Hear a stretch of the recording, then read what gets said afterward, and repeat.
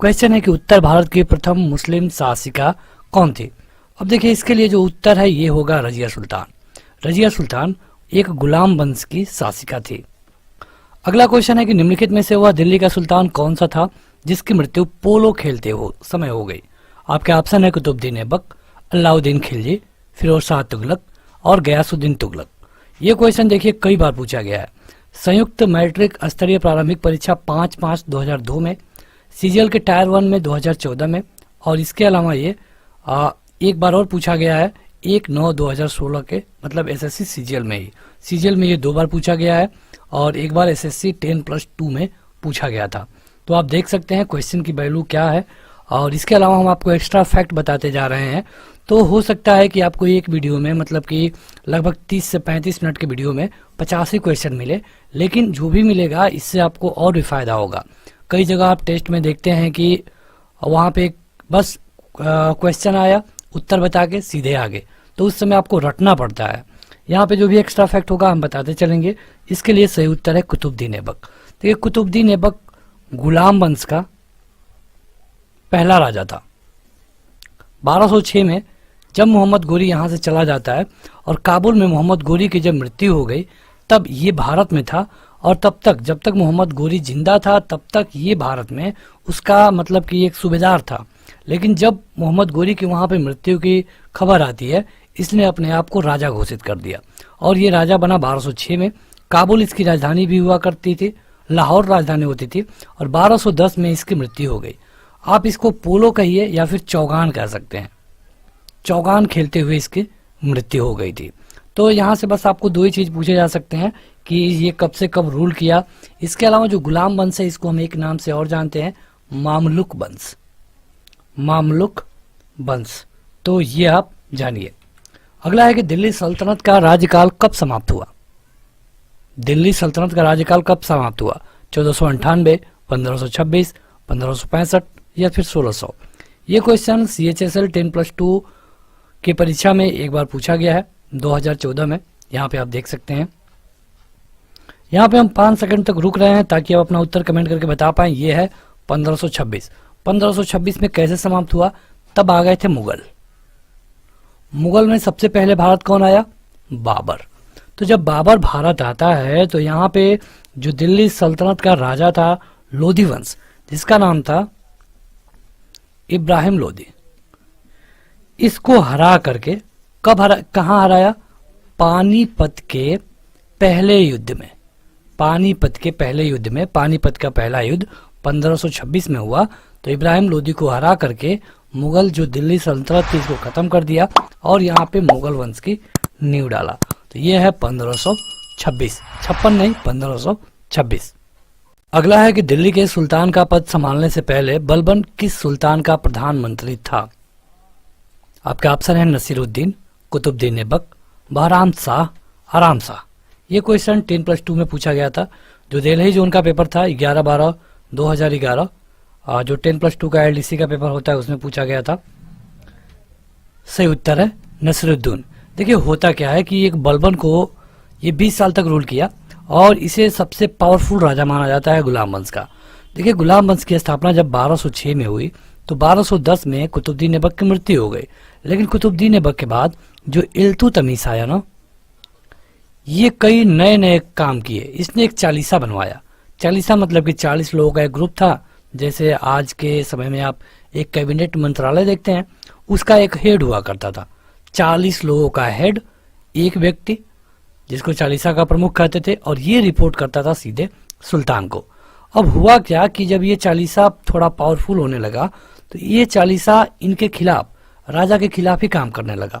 हालांकि इल्तुतमिश को नहीं मारा गया, लेकिन इल्तुतमिश के बाद जो भी लोग आए, मतलब कि इल्तुतमिश की जो बेटी थी रजिया सुल्तान, इसके बाद 1-2 लोग और आए, सबको इस चालीसा ने सबको ये चालीसा मारते गया। चालीसा खुद इतना पावरफुल हो गया था कि ये जिसको चाहिए उसको राजा रखता था, जिसको नहीं चाहिए उसको हटा के फेंक देता था। लेकिन जब बात आती है 1946 की, तब जो चालीसा का प्रमुख था बलबन, इसने अपने दामाद,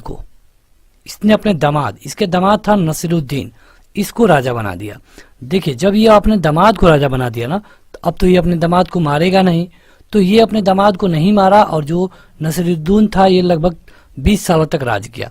लेकिन अंततः 1266 में, ये 1200 है, 1266 में ये नसीरुद्दौन को मार करके खुद राजा बन गया। तो यही पूछा गया है कि बलबन जब सुल्तान बना तो इससे पहले ये किसका प्रधानमंत्री था, तो ये था नसीरुद्दौन का। नसीरुद्दौन बस इसलिए 20 साल तक राज कर पाया क्योंकि यह बलबन का दामाद था। वैसे बस नाम का राजा था, पूरा काम बलबन ही देखता था। चंगेज खान ने जलालुद्दीन का पीछा करते हुए किसके शासनकाल में भारत की सीमाओं पर आक्रमण किया? ये question SSC 10+2 data entry operator Delhi zone में पूछा गया था। आपके पास 5 सेकंड है, बताइए कमेंट करके। देखिए ये है इल्तुतमिश। चंगेज खान ने जलालुद्दीन का पीछा करते हुए किसके शासन काल में भारत की सीमाओं में प्रवेश किया? तो ये जो इल्तुतमिश था इसी के शासन काल में किया, लेकिन ये अपना जो प्रभाव था ये बाद में दिखाना शुरू किया। केवल यहाँ पे क्वेश्चन में ये पूछा गया है कि कब प्रवेश किया, तो उस समय रूल कर रहा था इल्तुतमिश 1210 से लेकर के 1236 तक, ये इसका टाइम पीरियड है। अगला है कि निम्नलिखित में से किसको शक्तिशाली सैन्य बलों के एक समूह चिहलगति के विनाश का श्रेय दिया जाता है? चिहलगति, चिहलगति या फिर यह शब्द कहीं कहीं आपको चिहलगामी दिखेगा, मतलब कि 40 लोगों का ग्रुप। देखिए होता क्या है कि इल्तुतमिश चालीसा बनाया, इल्तुतमिश के बाद किसी को यह चालीसा टिकने नहीं दिया, लेकिन 1246 में बलबन का दामाद राजा बना तो ये चालीसा ने उसको कुछ नहीं किया। कारण ये था कि ये बलबन चालीसा का प्रमुख था, लेकिन जब बलबन इनको मार करके खुद राजा बना तो बलबन ने जो पहला काम किया इसने चालीसा को ही खत्म कर दिया, क्योंकि बलबन को पता था कि ये चालीसा बहुत ज़्यादा राजा के कार्यों में हस्तक्षेप कर रहा है। तो देखिए चालीसा को शुरू कराया गया था इल्तुतमिश के द्वारा, खत्म किया गया बलबन के द्वारा। तो ये इसका जो सही उत्तर होगा ये होगा बलबन। ये क्वेश्चन आप देख लीजिए कितने बार पूछा गया है, तो इस क्वेश्चन को आपको ज़्यादा ध्यान देना होगा, इसलिए ज़रूरी है कि आप इसका पीडीएफ डाउनलोड करिए, ऐप पे जाइए और पीडीएफ डाउनलोड करिए। अगर आप चाहते हैं कि एक साथ आपको 500 पीडीएफ मिले तो वो भी मिल सकता है, लेकिन वो आपको एप्लीकेशन में पेड पीडीएफ में मिलेगा। एप्लीकेशन में आपको पेड पीडीएफ का सेक्शन है, वहाँ जाकर आपको वहाँ देखना होगा इसको। 7वां है कि स्वयं को दूसरा सिकंदर यानी कि सिकंदर ए सानी कहने वाला सुल्तान कौन था? बलबन, अलाउद्दीन खिलजी, मोहम्मद बिन तुगलक, सिकंदर लोदी। ये क्वेश्चन देखिए कहाँ कहाँ पूछा गया है। एसएससी 10+2 में पूछा गया है 2 बार, एक बार ये और यहाँ पर भी मैट्रिक स्तर में भी पूछा गया है। सिकंदर ए सानी मतलब खुद को कौन कहता था, ये पूछा गया है। सही उत्तर है अलाउद्दीन खिलजी। अलाउद्दीन खिलजी ये अपने मतलब कि चाचा की हत्या करके ही, अपने चाचा जलालुद्दीन खिलजी की हत्या करके राजा बना, और यह खुद को दूसरा सिकंदर कहता था। दूसरा सिकंदर मतलब कि सिकंदर ए सानी, सिकंदर ए सानी। ये कई नए नए काम किए, ये नया धर्म भी शुरू करना चाहता था, बड़ा तानाशाह किस्म का राजा था, लेकिन हो नहीं पाया क्योंकि ये ज़्यादा दिन तक जिंदा नहीं रहा। अगला है कि किस वंश के सुल्तानों ने सबसे अधिक समय तक शासन किया? ये क्वेश्चन एक बार पूछा गया है स्टेनोग्राफ वाले में, COD वाले में। ये इसका एग्जाम डेट बताइए। सही उत्तर है तुगलक वंश। अब आप जान लीजिए कि कब से कब तक किसने, अगर आप तुगलक वंश की बात कर रहे हैं तो ये लोग लगभग 94 साल तक रूल किए। 94 साल तक रूल किए। अगर आप दास वंश की बात करें, मतलब कि इसको आप गुलाम वंश कह सकते हैं, मामलुक वंश कह सकते हैं, तो ये लोग 84 साल तक रूल किए। अगर आप लोधी वंश की बात करें तो ये लोग 76 साल तक रूल किए। और अगर आप खिलजी वंश की बात करते हैं कि खिलजी कितने साल तक रूल किए, सबसे कम 30 साल तक रूल किया। तो अब आप खुद बता सकते हैं कि सबसे अधिक रूल किया कौन? तुगलक ने। तो ये क्वेश्चन काफ़ी अच्छा था। अगला है कि किस कारण से मोहम्मद बिन तुगलक असफल व्यक्ति था? असफल मतलब कि मोहम्मद बिन तुगलक के बारे में कहा जाता है कि यह पगला सुल्तान था। तो क्यों कहा जाता है, यह क्यों असफल था? वह विक्षिप्त था, मतलब कि पागल था, वह व्यवहारिक राजनेता नहीं था, वह राजधानी दूसरे शहर को बनाया, उसने चीन के साथ युद्ध किया। क्यों? ये क्वेश्चन 2 बार पूछा गया एसएससी में। देखिए आप इसे प्रीवियस ईयर के क्वेश्चन के लिए भी देख सकते हैं, और काफ़ी अच्छे क्वेश्चनों को हमने कवर किया है। तो यह है कि वह एक व्यवहारिक राजनेता नहीं था। वह पागल तो बिल्कुल नहीं था, वो बहुत पढ़ा लिखा था। उसने ऐसे ऐसे काम किए जो कि आज के हिसाब से सही था। अगर आप इसके टाइम पीरियड देखेंगे तो ये लगभग 1400 की बात है, आज चल रहा है 2000, मतलब कि 600 साल पहले वो आज जैसे दिमाग रखता था। अब आज जैसे दिमाग रखने की क्या बात है, देखिए उस समय क्या था कि अगर आपके पास इतना बड़ा सोना है तो इसमें 1 किलो आलू मिलेगा, लेकिन अगर इससे बड़ा सोना है वैसा ही तो इसमें 2 किलो आलू मिलेगा, क्योंकि इससे लगभग दोगुना है। ये थोड़ा और बड़ा है तो इसमें 5 किलो आलू मिलेगा। ये मतलब एक उदाहरण बता रहे हैं। तो इस तरह वहाँ पे था, कोई पैसा नहीं था। मतलब आज आप देखते हैं कि एक नोट है जिसपे 50 रुपए लिखा गया है, तो ये 50 रुपए की वैल्यू वाली है। सेम उतना ही बड़ी नोट है लेकिन इस पे 200 रुपए लिखा गया है, तो ये 200 रुपए की वैल्यू देती है। कागज में कोई फर्क नहीं है। अगर आप उस देश में लेके चले जाएं जहाँ पे मतलब कि इंडियन करेंसी नहीं चलती है, तो वहाँ पे आपके पैसे की कोई वैल्यू नहीं है। लेकिन उस समय सोना के समय ऐसा नहीं था, सोना तो हर जगह मान्य था। तो इस व्यक्ति ने क्या किया, मोहम्मद बिन तुगलक ने, कि इसने इसको बैन करके यहाँ पे तांबे के सिक्के चलाए, आज के जैसे कि एक तांबा का टुकड़ा होता था, उस पर लिखा गया था 10 तो 10 हो गया। उसी तरह के तांबे पे टुकड़े पे लिखा होता था 100 तो ये 100 हो गया। लेकिन उस समय लोग काला बाजारी करने लगे और इसका ये भी सिस्टम फेल हो गया। दूसरा इसका जो सिस्टम फेल हुआ ये था कि इसने अपनी राजधानी दिल्ली से उठा करके दौलताबाद ले गया। दौलताबाद महाराष्ट्र के आसपास है, वहां ले गया। अब वहां लेके गया, अब ये दूरी काफी थी, लगभग 2500 से 3000 किलोमीटर। तो उस समय तो चलने का कोई साधन नहीं था, लोग पैदल, घोड़े से, हाथी से जाते थे। तो अधिकतर लोग जाते समय ही मर गए। वहां जब गया, लातूर के आसपास आप देखते हैं कि मतलब कि हमेशा सूखा पड़ता है, वहां सूखा पड़ गया, कुछ लोग सूखा से मरने लगे। फिर ये क्या किया कि वहां से रिटर्न यहाँ पे आ गया, कुछ लोग फिर आते समय मर गए। तो इसीलिए इसको पगला सुल्तान कहा जाता है। लेकिन वो विक्षिप्त नहीं था, मतलब कि वो मानसिक रूप से बेकार नहीं था। ये जब महाराष्ट्र अपनी राजधानी ले गया तो इसके पीछे इसका मकसद ये था कि भारत में जो मतलब हमले होते थे ये अधिकतर अफगानिस्तान, पाकिस्तान के जो साइड वाले इलाके हैं यहीं से होते थे, विदेशियों के, हिमालय के उधर से। तो ये सोचा कि जब हम अपनी राजधानी यहाँ पे कर लेंगे, अपने सैनिक यहाँ पे रखेंगे, तो राजा को इतना जल्दी बंदी नहीं बनाया जाएगा और हो सकता है कि हम आसानी से, हमको टाइम मिल जाए युद्ध के लिए। तो ये अच्छा सोचा लेकिन हुआ नहीं। मतलब कि ये भी जो भी सोचता था वो उस समय के हिसाब से व्यवहारिक नहीं था, इसीलिए इसको असफल व्यक्ति माना जाता है। निम्नलिखित में से किस शासन ने सिंचाई तथा लोक निर्माण कार्य पर पर्याप्त ध्यान दिया था? मतलब कई सारे ऐसे राजा हैं जो कि केवल जीतने में लगे थे, ये राज्य जीत लो, वो राज्य जीत लो। लेकिन इनमें से एक राजा ऐसा भी है जिसने सिंचाई पे ध्यान दिया, पीडब्ल्यूडी के कामों पर ध्यान दिया। ये कौन था, ये आपसे पूछा गया है। 5 सेकंड है आपके पास। ये क्वेश्चन सीजीएल में पूछा गया था, देखिए 2012 में। और इसके लिए जो आपका सही उत्तर है ये है फिरोज तुगलक। फिरोज तुगलक के बारे में आपको बताएं कि यह कृषि और सिंचाई के विकास के लिए कई सारे काम किए। यह किसानों को आर्थिक सहायता भी देता था। और ये जो यमुना नदी है और हरियाणा में हिसार तक, या फिर जो सतलज नदी है घग्गर में, इसके अलावा कई सारी नदियों पे इसने काम किया। फिरोजाबाद में फिरोज तुगलक था इसका नाम, तो ये आप जरूर याद रखें। अगला है कि लोधी वंश का स्थापना किसने किया था? ये क्वेश्चन देखिए कितने बार पूछा गया है। एसएससी टायर 1 2010, टायर 1 2015, 2 बार पूछा गया है। क्वेश्चन काफी इंपॉर्टेंट है, तो आप प्रीवियस ईयर के लिए। और अभी तक हमने 10 क्वेश्चन कवर कर दिया है, तो कुछ टाइम लेकर आप इस वीडियो को अभी शेयर कर दीजिए ताकि और भी लोग जुड़ जाए। और शाम को 8 बजे आप जुड़ करके हमारे चैनल से इसको देख पाएंगे, इस तरह की लाइव वीडियो। सही उत्तर है इसके लिए आपका बहलोल लोधी। बहलोल लोधी ने किया था लोधी वंश की स्थापना। कब? 1451 में। 1451 में। अगला है कि निम्नलिखित बहमनी शासकों में से बीजापुर में प्रसिद्ध गोल गुंबज का निर्माण किसने करवाया? ये क्वेश्चन देखिए कितने बार पूछा गया है, आपका दिमाग घूम जाएगा ये कितना बार पूछा गया है। देखिए यहाँ पे केवल एसएससी होने से ये मतलब नहीं है कि ये क्वेश्चन रेलवे में नहीं आएगा। अब रेलवे के लिए अलग से जीके नहीं आता है, क्वेश्चन इसी से बनते हैं। तो जरूरी है कि आप इस वीडियो को अच्छे से देखें और आप वो ये भी समझ सकते हैं कि आपके किसी भी वनडे एग्जाम में पूछा जा सकता है। इसके लिए सही उत्तर है मोहम्मद आदिल शाह। मोहम्मद आदिल शाह।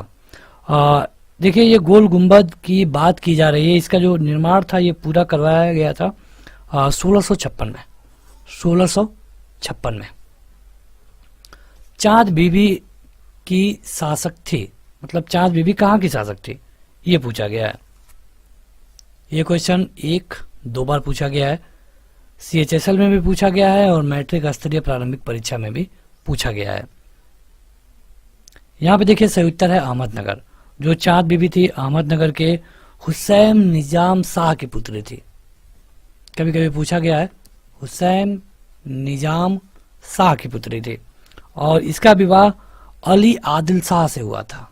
अली आदिल शाह से हुआ था और ये जो शासिका थी ये थी अहमदनगर की। बस आप इतना जानिए, इतना काफी है। तराइन के युद्ध कब लड़े गए थे? तराइन के युद्ध बताइए। 2 युद्ध हुए पृथ्वीराज चौहान और मोहम्मद गोरी के बीच, जिसमें एक में पृथ्वीराज चौहान विजयी हुए और फिर मोहम्मद गोरी को जीवन दान दे दिए कि जाओ तुम हार गए, हम तुम्हें जीवन दान देते हैं। और फिर से वो उलट करके अगले साल हमला किया, जिसमें भारत के जो हिंदू राजा थे उसने भी मोहम्मद गोरी का सहयोग किया और परिणाम स्वरूप पृथ्वीराज चौहान की मृत्यु हो गई। तो यहाँ पे देखिए तराइन का जो पहला युद्ध हुआ 1191 में। 1191 में पहला हुआ, 1192 में दूसरा हुआ। तराइन में 2 युद्ध पूछे जाते हैं, तो ये आप याद रखिए। अगला है कि मेवाड़ के राजघराने से संबंधित प्रसिद्ध भक्ति संत कौन था या फिर थी? ये क्वेश्चन FCI में पूछा गया था 2012 में। देखिए हम पूरा कवर करेंगे, इतिहास, भूगोल, भौतिकी, रसायन, बायोलॉजी। तो जरूरी है कि आप इस चैनल को अगर अभी तक सब्सक्राइब नहीं किया है तो कर लें। सही उत्तर है मीराबाई। मेवाड़ के राजघराने से संबंधित थी मीराबाई। यह उस समय के महान संतों में थी और इनका विवाह हुआ था 1516 में और ये कृष्ण प्रेम के लिए जाने जाती हैं। इनकी कई जो रचनाएं हैं ये भी ब्रज भाषा में आपको मिलती हैं। श्रृंगेरी, बद्रीनाथ, द्वारिका और पुरी में 4 मठ स्थापित किए गए थे। ये क्वेश्चन SSC 10+2 में पूछा गया था, बताइए। सही उत्तर है आदि शंकराचार्य के द्वारा। आदि शंकराचार्य ने देश के जो 4 दिशाएं हैं वहां पे प्रसिद्ध मठों की स्थापना की।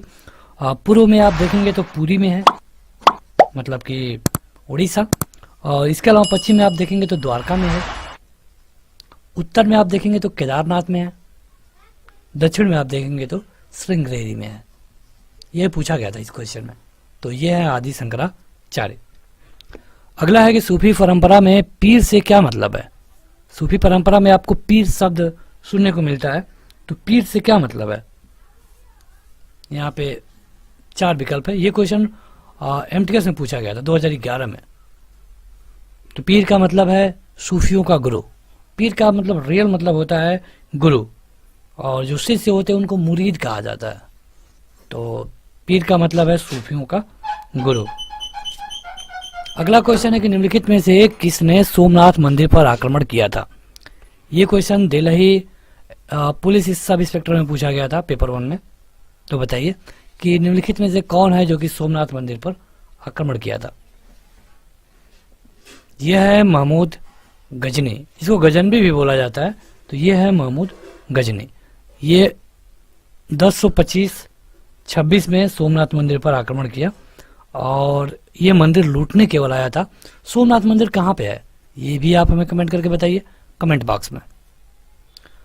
देखिए अगर आप ये वीडियो लाइव देख रहे हैं तो अपना उत्तर बताते रहिए। इसके अलावा अगर आप ये वीडियो को बाद में देख रहे हैं तो भी अपना उत्तर कमेंट करके बताते रहिए। वीडियो खत्म होगी आपको पता चल जाएगा कि आपने कितना क्वेश्चन सही किया। कृष्णदेव राय ने हम्पी में कृष्ण स्वामी मंदिर बनवाया था। यह इस समय किस राज्य में स्थित है? अब हम्पी अगर आपको पता होगा तो आसानी से आप बता देंगे। ये क्वेश्चन SSC 10+2 में पूछा गया था। तो बताइए इसके लिए जो सही उत्तर है यह है कर्नाटक। हम्पी है कर्नाटक में। हम रुक रहे हैं केवल 5 सेकंड। जरूरी है कि आप अपना उत्तर कमेंट करके बताते रहें। निम्नलिखित में से दिल्ली का अंतिम सुल्तान कौन था? दिल्ली का अंतिम सुल्तान, देखिए राणा संगा को दिल्ली का सुल्तान नहीं कर सकते क्योंकि ये लोग मतलब मुगल के बाद हैं। इब्राहिम लोदी या तो सही उत्तर होगा या फिर ये खान लोधी होगा या फिर सिकंदर लोधी होगा। सिकंदर लोधी तो पहले आया था, यानी ये होगा नहीं। पूछा गया अंतिम शासक, ये होगा इब्राहिम लोधी। इब्राहिम लोधी वहाँ का अंतिम सम्राट था जो कि 1517 में बना और इसको मार दिया गया 1526 में बाबर के द्वारा पानीपत की पहली लड़ाई में। पानीपत की पहली लड़ाई में। अगला है कि तराइन के पहले युद्ध में निम्नलिखित में से किसको पृथ्वीराज चौहान ने हराया था पहले लड़ाई में। ये तो हम आपको बता चुके हैं, ये 10+2 में पूछा गया था एक बार।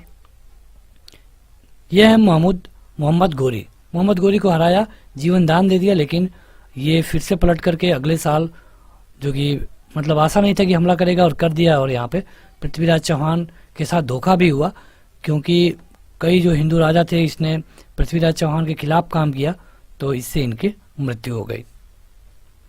अगला है कि भारत में चमड़े का प्रतीक मुद्रा किसने शुरू की। चमड़े का,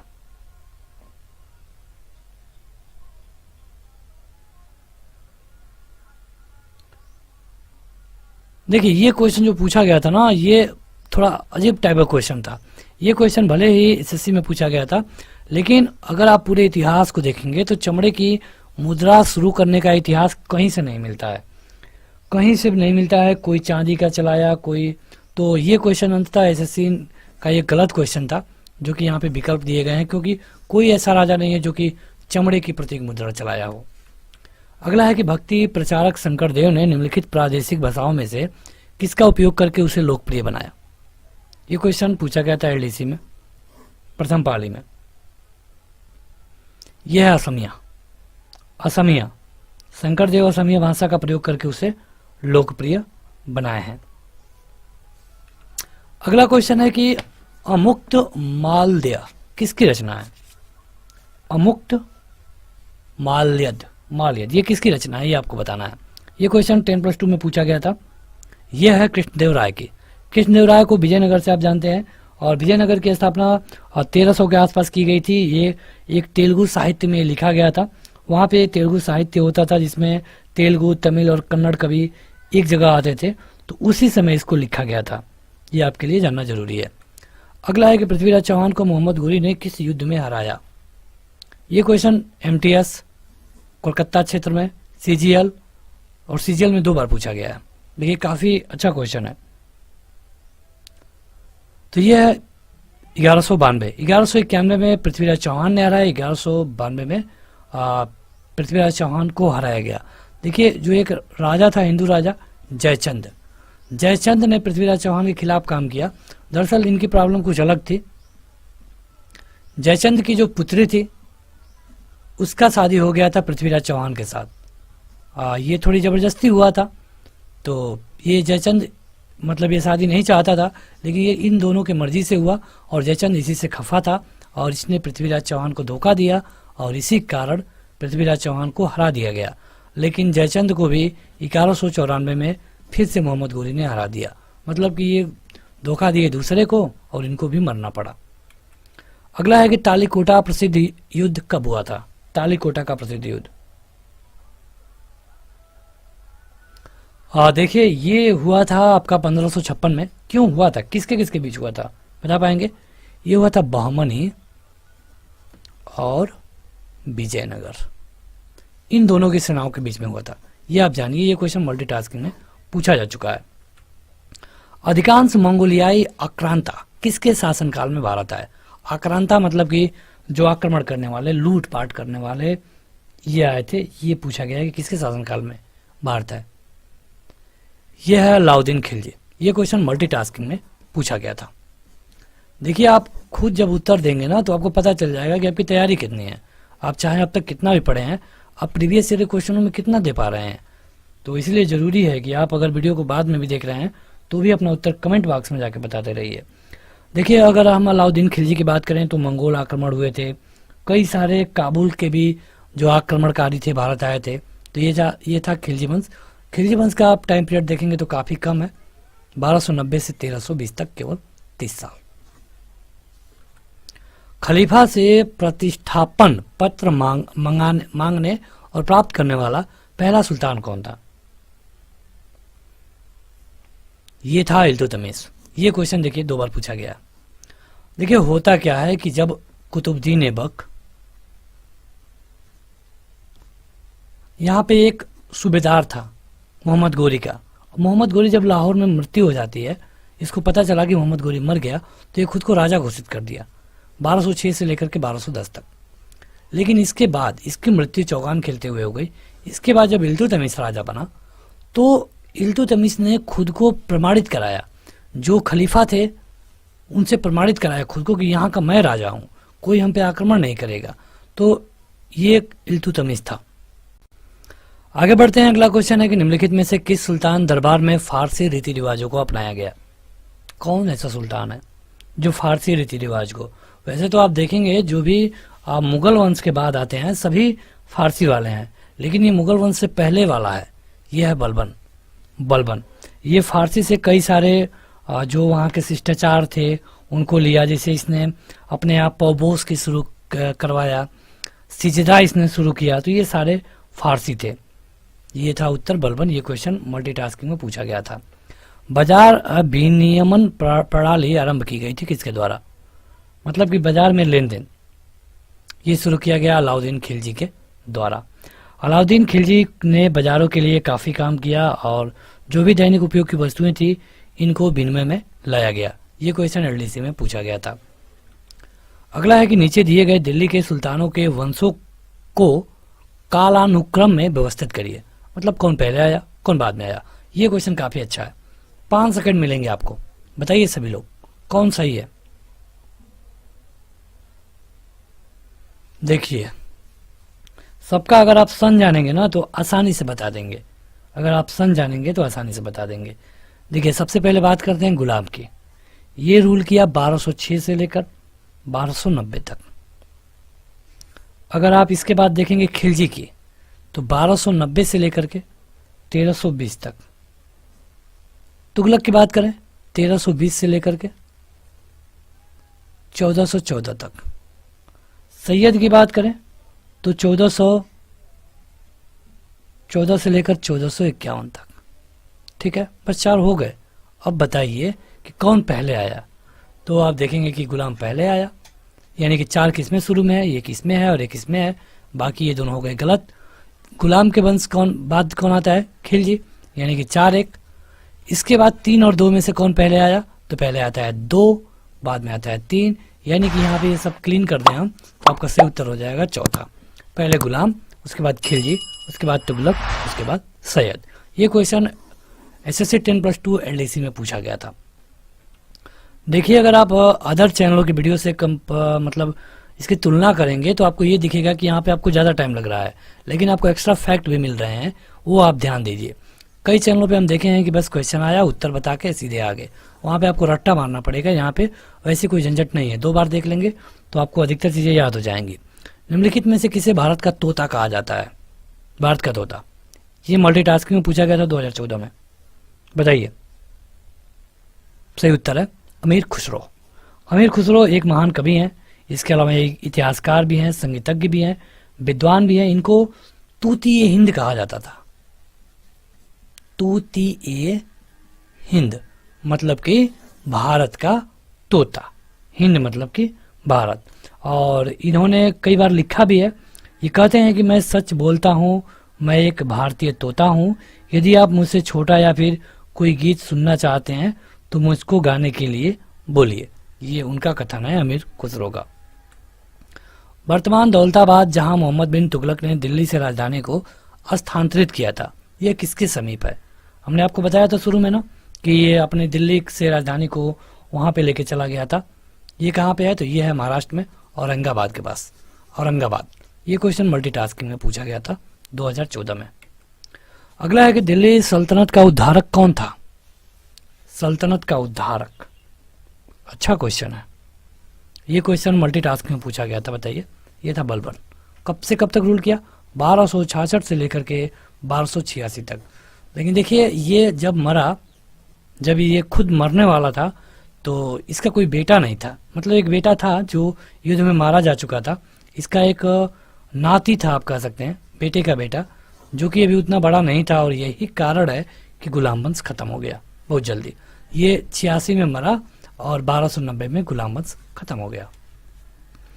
ब्राह्मणों पर जजिया कर लगाने वाला दिल्ली सुल्तान कौन था? दिल्ली का सुल्तान ये था फिरोज शाह तुगलक या फिर फिरोज तुगलक कहिए।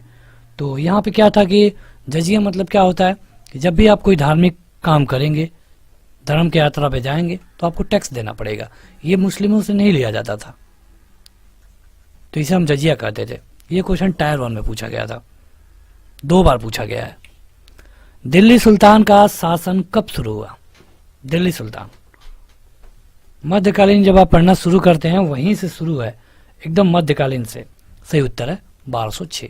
कब खत्म हुआ बता सकते हैं? 1526। इब्राहिम लोदी के मरने के साथ खत्म हो गया और कुतुबुद्दीन ऐबक से शुरू हुआ। 2014 में ये क्वेश्चन पूछा गया है। अगला क्वेश्चन है कि निम्नलिखित में से किस सुल्तान ने सती प्रथा रोकने का प्रयास किया?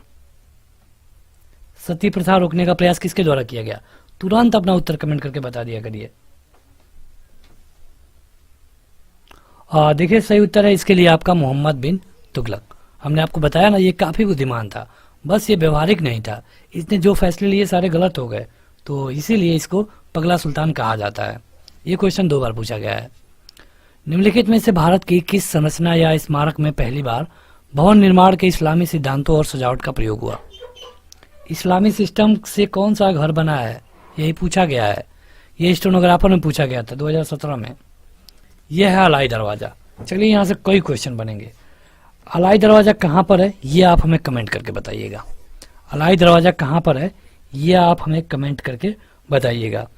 देखिए इसका निर्माण हुआ था 1311 में, 1311 ईस्वी में। किस दिल्ली सुल्तान ने कठोर नीति अपनाई? ये क्वेश्चन जीडी में पूछा गया था 2015 में। कठोर नीति ये था बलबन। बलबन ने, ये एक दिल्ली का ऐसा सुल्तान है जो कि गुलाम वंश का है, जिसको आप मामलुक वंश कह सकते हैं। और इसने एक नीति अपनाई जिसको हम कहते हैं रक्त एंड लौह नीति। ये पूछा गया है, कई बार पूछा गया है, रक्त एंड लौह नीति। आपके आरआरबी में भी पूछा गया है, आईबीपीएस में भी 1-2 बार पूछा गया है, तो काफी इंटरेस्टिंग क्वेश्चन है ये। 14वीं सदी का यात्री इब्न बतूता किस जगह से भारत आया था? इब्न बतूता, बगल में जूता, ये शायद आपने सुना हो। ये था मोरक्को का यात्री, दक्षिण अफ्रीकाई देश है ये मोरक्को, तो यहाँ से था ये। देखिए जब भारत में मोहम्मद बिन तुगलक, जो पगला सुल्तान की बात कर रहे थे, ये जब भारत में रूल कर रहा था तो इब्न बतूता भारत आया। इब्न बतूता जब भारत आया तो ये एक यात्री था। भारत में जब आया तो मोहम्मद बिन तुगलक ने इसको अपना काजी बना दिया। काजी बना दिया। काजी के पद पे 6 साल तक रहा इब्न बतूता। 6 साल के बाद इब्न बतूता कहा कि अब हम यहाँ से जाना चाहते हैं। तो मोहम्मद बिन तुगलक ने कहा कि नहीं, अब आप नहीं जा सकते, आप काजी हैं हमारे और काजी ही रहेंगे। अब ये बेचारा यहाँ से दबे पाव भागा, रात को यहाँ से भाग गया। यहाँ से भागने के बाद गया तो वहाँ पे एक बुक लिखा रेहाला, और इसी बुक में बताया है कि वो कैसे दबे पाव भारत से आया। इब्न बतूता बगल में जूता, ये वाली सुना होगा आपने। ये क्वेश्चन 2017 में पूछा गया है। दिल्ली सल्तनत का अंतिम वंश क्या था? शुरुआती वंश क्या था, ये भी तो पूछा जा सकता है। अंतिम वंश था लोधी। लोधी का आप पूरा टाइम पीरियड बता सकते हैं, 1451 से लेकर के 1526 तक। इब्राहिम लोधी के साथ खत्म हो गया। और इसके अलावा अगर आप इल्तुतमिश मतलब कि बाकियों का देखेंगे तो यह है गुलाम, यह है खिलजी और यह है सैयद वंश। तो चाहे तो आपसे कुछ भी पूछा जा सकता है। सैयद का पूछा गया होता तो 1414 से लेकर 1451 तक। गुलाम का पूछा गया है तो 1206 से लेकर के 1290 तक। ये आप याद रखिए, पूछा जाता है आपसे। 1290 से लेकर के 1320 तक सबका आप जानिए। अगर आप एप्लीकेशन पे जाएंगे तो वहाँ पे हमने पोस्ट वाइज डाला है, कुछ पोस्ट डाला है जो कि आपके इतिहास, भूगोल, इसको सब क्लियर करता है। और ये हिंदी और इंग्लिश दोनों में मिलेगा, तो आप इंग्लिश वाले हैं तो भी आप वहाँ जाके पढ़ सकते हैं। दक्षिण विजय करने का निश्चय अलाउद्दीन खिलजी ने किसे सौंपा था? ये क्वेश्चन 2015 में पूछा गया था। सही उत्तर है मलिक कफूर। मलिक कफूर। अगर आपने पद्मावत वाली मूवी देखा हो तो उसमें मलिक कफूर का वर्णन है। तो मलिक कफूर एक मतलब कि थर्ड जेंडर था और इसको अलाउद्दीन खिलजी ने भेजा था कहाँ पे, दक्षिण विजय में। मलिक कफूर को 1000 दिनारा भी बोलते हैं क्योंकि इसको 1000 दिनार में खरीदा गया था और जब इसे दक्षिण भारत में भेजा गया तो ये दक्षिण भारत से कोहिनूर हीरा ला करके अलाउद्दीन खिलजी को दिया भी। अगला है कि मनियरों का राजकुमार किसे कहते हैं? मनियरों का राजकुमार। देखिए अब ये वीडियो खत्म होने वाली है तो जाहिर सी बात है कि अगर अभी तक आपने इसको लाइक नहीं किया है तो जरूर लाइक कर दें। पीडीएफ जरूर डाउनलोड करिए क्योंकि वहाँ पे आपको एक पीडीएफ में 500 से अधिक क्वेश्चन मिलते हैं। तो इस तरह की जो आपको वीडियो पीडीएफ है पेड में मिलेगी, बाकी सब आपको फ्री में पीडीएफ मिलेगी। हजारों पीडीएफ उपलब्ध है एप्लीकेशन पे। मनियरों का राजकुमार कहा जाता है मोहम्मद बिन तुगलक को, प्रिंसेस ऑफ मनियर्स, प्रिंसेस ऑफ मनियर्स। और कारण क्या है? कारण इसलिए है कि इसने कई काम किए मुद्रा को भी लेकर। अजमेर में 2.5 दिन का झोपड़ा किसने बनवाया? ये क्वेश्चन 2 बार पूछा गया है आज तक। ये बनाया गया था कुतुबुद्दीन ऐबक के द्वारा, 2.5 दिन का झोपड़ा। और शुरुआत की गई थी बहुत पहले लेकिन कंप्लीट कराया गया 1153 में। अमीर खुसरो कौन थे? क्या थे अमीर खुसरो? बताइए। ये क्वेश्चन 2016 में पूछा गया है। ये थे एक कवि, चित्रकार नहीं थे, ये कवि थे। मोहम्मद बिन तुगलक ने किस देश का उदाहरण देकर तांबे और पीतल के सिक्कों का प्रयोग करके टोकन मुद्रा बनाया?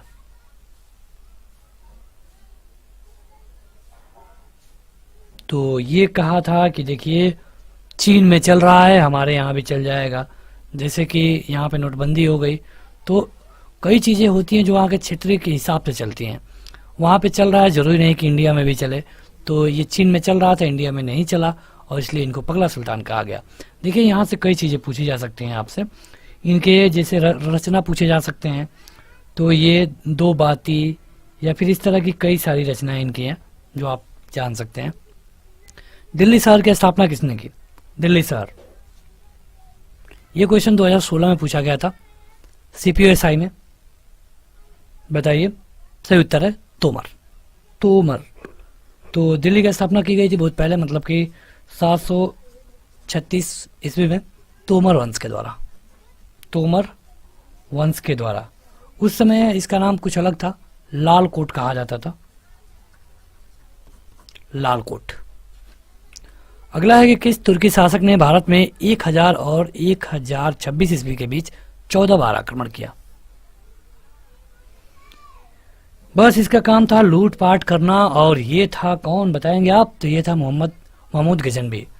और सोमनाथ मंदिर पर इसी ने आक्रमण किया था। ये क्वेश्चन 2016 में पूछा गया है।